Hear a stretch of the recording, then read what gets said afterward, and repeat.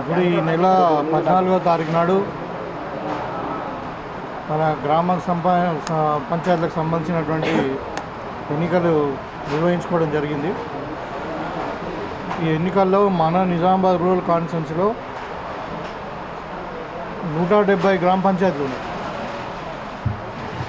170 గ్రామ పంచాయతీలు ఉన్నాయి. మా 170లో 32 గ్రామ పంచాయతీలు యునానిమస్ అయ్యాయి. ఆ 32లో 32 కూడా మొత్తం కాంగ్రెస్ పార్టీ కైవసం చేసుకోండి. దాంట్లో ఒక 10 గ్రామాలు ఉన్నాయి, తర్వాత 20 తాండాలు ఉన్నాయి. అవి కాకుండా ఎన్నికలు నిర్వహించినటువంటి దగ్గర 140 గ్రామ పంచాయతీల్లో మరి 30 కాకుండా ఒక 110 గ్రామ పంచాయతీలో కాంగ్రెస్ పార్టీ విజయ కేతనం ఎగురవేసింది. అంటే దగ్గర 140 170లో 140 గ్రామ పంచాయతీలను కాంగ్రెస్ పార్టీ కైవసం చేసుకున్నారు. కొన్ని అయితే ఇప్పుడు పడకల్ లాంటి గ్రామాలు కానీ గర్పల్లి, గన్నారం చాలా మేజర్ విలేజ్లలో అది భారీ మెజారిటీ వచ్చింది. పడకల్ అయితే 1300 పైన మెజారిటీ వచ్చింది. దర్పల్లిలో 800 పై చిలుకు, అదేవిధంగా గన్నారంలో 800 పై చిలుకు మెజారిటీతో మా కాంగ్రెస్ పార్టీ మద్దతు ఇచ్చినటువంటి అభ్యర్థులు గెలవడం జరిగింది. ధర్మారం కూడా 700 పైన వచ్చింది. చాలా భారీ మెజార్టీతో వచ్చిండ్రు. సో ఈ విధంగా ప్రజలు ఇవాళ రేవంత్ రెడ్డి గారి నాయకత్వంలో మరి ఇంద్రమ్మ పాలనలో, ప్రజాపాలనలో కాంగ్రెస్ పార్టీకి పెద్ద ఎత్తున పట్టం కట్టినటువంటి సందర్భం ఇది. ఒక విధంగా చెప్పాలంటే మన 2 సంవత్సరాల పాలనకు, 2 సంవత్సరాల్లో కాంగ్రెస్ పార్టీ చేసినటువంటి సంక్షేమ పథకాలకు, అదేవిధంగా అభివృద్ధి పథకాలకు, రేవంత్ రెడ్డి గారి నాయకత్వానికి మరి ఇలా ప్రజలు అద్దం పడుతున్నటువంటి సందర్భం. అన్ని రంగాల ప్రజలు, రైతులు, మహిళలు, తర్వాత ముఖ్యంగా యువత, వీళ్ళందరూ కూడా ఇలా హ్యాపీగా పెద్ద ఎత్తున 80% దగ్గర 80% ఓట్లు వేసి భారీ మెజార్టీతో కాంగ్రెస్ పార్టీని గెలిపించింది. సో వాస్తవమే అక్కడక్కడ కొన్ని గ్రామాలలో మేము ఓడిపోవడం కూడా జరిగింది.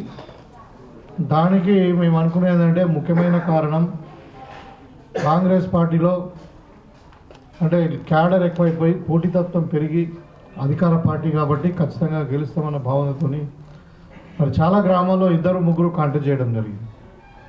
లైక్ ఇప్పుడు సిరికొండ మా వాళ్ళే 2 కాంటెస్ట్ చేస్తుంది, దాంతో ఒక ఓటుతో కోల్పోవడం జరిగింది. ఇప్పుడు మోపాల్ అంతే, కొరట్పల్లి, నడిపల్లి, లైక్ అట్లా ముదక్పల్లి ఈ రెబల్స్ కాంటెస్ట్ చేయడం వల్ల చాలా దగ్గర ఒక 10 మేజర్ గ్రామాలు కాంగ్రెస్ పార్టీలో పోటీతత్వం పెరిగి మరి ఓట్లు చీలిపోయి 3వ వ్యక్తికి లాభం జరిగింది. కానీ దాని అర్థం వాళ్ళకు మ్యాండేట్ దొరికిందని కాదు. మా 2 క్యాండిడేట్ యొక్క టోటల్ కలిస్తే వాళ్ళకంటే చాలా ఎక్కువ ఉంది. సో కొద్దిగా సమన్వయ లోపం అంటే ఇది పార్టీ గుర్తులు లేవు కాబట్టి, అంటే పార్టీ పరంగా గుర్తులు లేనటువంటి ఎన్నిక కాబట్టి సో ఎవరైనా కాంటెస్ట్ చేయొచ్చు. మరి గెలిచే అవకాశం ఉన్న అందరూ కూడా వాళ్ళ శక్తి సామర్థ్యం మేరకు ప్రజల దగ్గరికి వెళ్ళి పోరాటం చేయడం వల్ల అక్కడక్కడ కొన్ని గ్రామ పంచాయతీలు మేము కోల్పోవడం జరిగింది. దాన్ని కూడా మేము రెక్టిఫై చేసుకుంటున్నాం. అంటే చాలామంది ఇంకొకటి ఏంటంటే ఈ బీజేపీ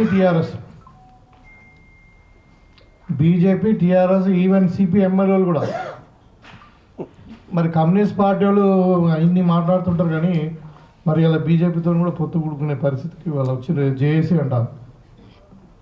ఇప్పుడేం చేసి దేని మీద చేసి దేని కొరకు చేసి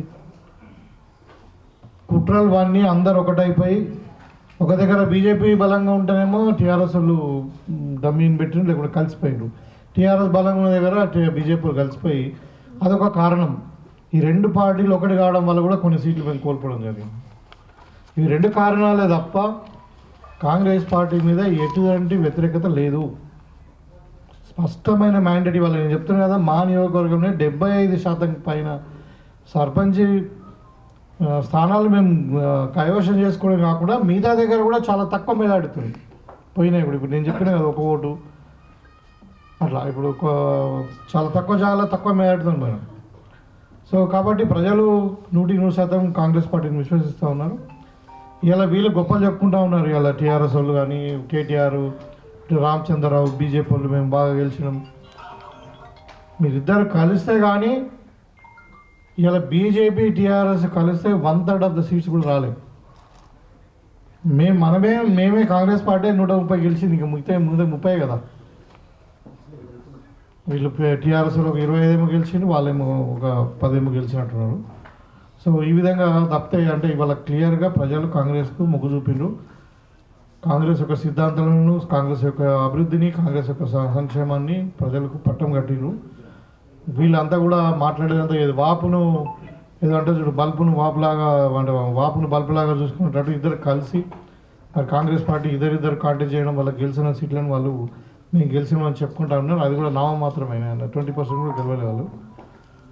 సో కాబట్టి ఇవాళ టీఆర్ఎస్ పార్టీకి మరి ఎంత లేదన్నా 28 మంది ఎమ్మెల్యేలు ఉన్నారు, 38 మంది ఎమ్మెల్యేలు ఉన్నారు.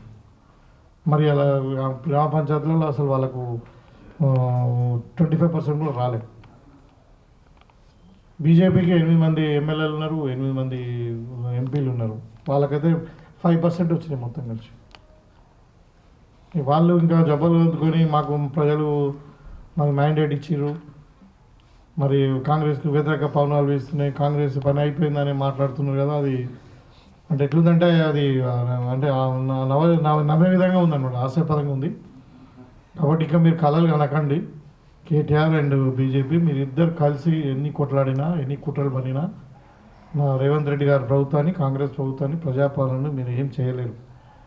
ఎందుకంటే ఇవాళ రేవంత్ రెడ్డి గారు ఒక మంచి విజన్తో పోతూ ఉన్నారు. ఇవాళ తెలంగాణ రైజింగ్ తెలంగాణ అన్నాం మనం. ఎందుకు తెలంగాణ రైజింగ్ అంటే తెలంగాణ చిన్న రాష్ట్రం అయినప్పటికీ కొత్త రాష్ట్రమే. 2014లో ఏర్పడినటువంటి రాష్ట్రం ఇవాళకి 11 సంవత్సరాలు మాత్రమే అయింది. అయినా ఇవాళ దేశంలోనే నంబర్ 1 ఉంది. దేశంలోనే నంబర్ 1 ఉంది అన్ని విధాలు. ఇవాళ హైదరాబాద్ మనకు ఒక గ్లోబల్ సిటీగా ఎదగబోతూ ఉంది. ఇవాళ గ్లోబల్ సమ్మిట్ చేసినాము.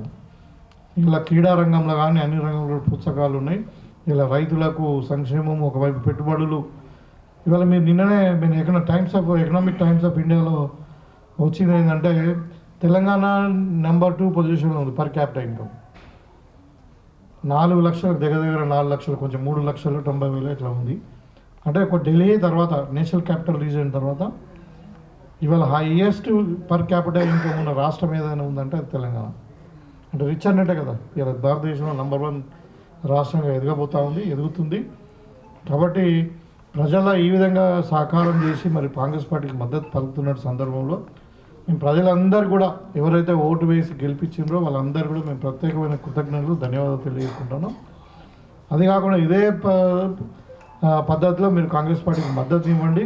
తప్పకుండా మరి మా నాయకత్వం, రేవంత్ రెడ్డి నాయకత్వంలో మేము రెట్టింపు పనిచేసి ఇంకా ఈ నియోజకవర్గాన్ని అన్ని రంగంలో ముందుకు తీసుకుపోతామని చెప్పి ఈ సందర్భంగా కోరుకుంటూ, ఇంకెక్కడైనా చిన్న చిన్న లోపాలు ఉన్నా, ఇట్లనే అంటే లీడర్షిప్లో గ్రూపులు ఉన్నా కానీ, ఎక్కడెక్కడ సమన్వయ లోపాలు ఉన్నా, ఇంకేది ఉన్నా కానీ మేము భవిష్యత్తులో సరిదిద్దుకొని 100% రాబోయే జిల్లా పరిషత్ ఎన్నికల్లో, మండల పరిషత్ ఎన్నికల్లో 100% మేము స్వీప్ చేయబోతా ఉన్నామని చెప్పి సందర్భంగా తెలియజేస్తాం. జై కాంగ్రెస్. ఈ సన్మానం చేసి వాళ్ళందరూ అభినందించడం జరిగింది. సో ఇవాళ చాలామంది ఈవెన్ అంటే ఇప్పుడు ఇండిపెండెంట్ అని చెప్పుకున్నారు, కాంగ్రెస్ పార్టీని కాకుండా ఇండిపెండెంట్ అని చెప్పుకున్నారు. వాళ్ళు కూడా వచ్చి ఇవాళ సపోజ్ ఇప్పుడు గుండారం సర్పంచ్ ఉన్నాడు, ఇండిపెండెంట్ అని, ఆయన ఇవాళ వచ్చి కలిసిపోవడం జరిగింది. ఇలా మీకు సపోర్ట్ చేస్తారు సార్, మీ పార్టీలోకి వస్తున్నాము. అట్లా చాలామంది సర్పంచులు కూడా ఇవాళ వచ్చి కలిసిపోయినారు మర్యాదపూర్వకంగా. భవిష్యత్తులో వాళ్ళందరూ కూడా కాంగ్రెస్ పార్టీలో చేరే అవకాశాలు ఉన్నాయి.